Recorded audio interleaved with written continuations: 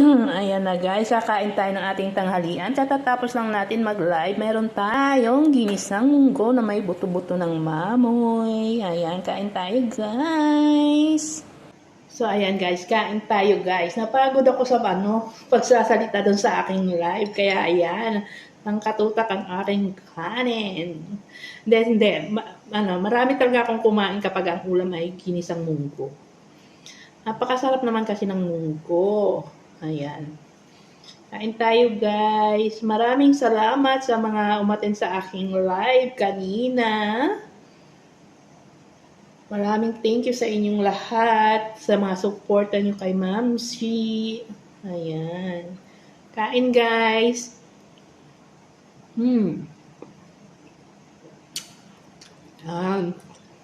Yung habang nagla-live ako kanina, nakukuluan ko itong aking munggo.